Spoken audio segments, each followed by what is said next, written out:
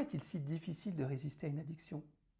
Lorsqu'une substance ou un comportement donne beaucoup de plaisir, c'est que cela libère dans le cerveau de la dopamine, que l'on pourrait à ce moment-là qualifier de neurotransmetteur du plaisir. Mais la dopamine peut aussi être qualifiée de neurotransmetteur du désir, car quand l'usage d'une substance ou d'un comportement s'est installé comme une habitude, l'exposition à un stimulus en lien avec la substance ou le comportement provoquera une accumulation de dopamine dans certaines zones du cerveau, ce qui créera une frustration, voire de la souffrance, tant que cette dopamine ne sera pas libérée.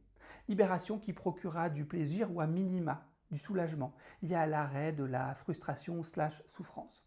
De plus, plus l'addiction se développera, plus l'exposition aux différents stimuli en lien avec l'addiction provoquera une forte envie, sans compter la dégradation au fil du temps de la capacité cognitive à avoir recours à la raison, ce qui en temps normal permet de prendre en compte les conséquences négatives en lien avec la prise de produits ou l'adoption du comportement. Ce qui explique en partie pourquoi il est si difficile de stopper une addiction. D'autant plus que le lien entre stress et envie de consommer ou d'avoir recours au comportement est bien reconnu scientifiquement. Et que l'on sait aussi que d'œuvrer à stopper une addiction est en soi une source de stress. En finir avec une addiction, c'est devoir fournir des efforts colossaux pour ne pas céder à la tentation.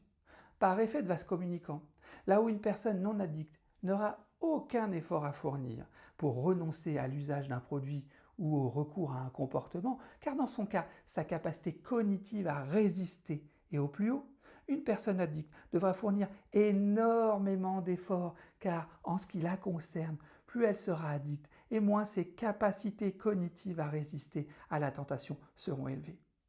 La personne addicte peut éventuellement céder d'une forte motivation, c'est-à-dire qu'il est impératif que l'arrêt de l'addiction fasse sens pour elle, en plus d'avoir un bon soutien et des conditions favorables à cet arrêt. Plus sa motivation sera élevée, et plus cela diminuera les efforts à fournir sans pour autant les réduire à zéro. Avec beaucoup de temps, elle pourra voir sa capacité à résister augmenter graduellement. Si cela vous a plu, partagez, likez et abonnez-vous. Et si vous avez envie que j'aborde un sujet ou une notion en particulier, mettez-le moi en commentaire. À très bientôt.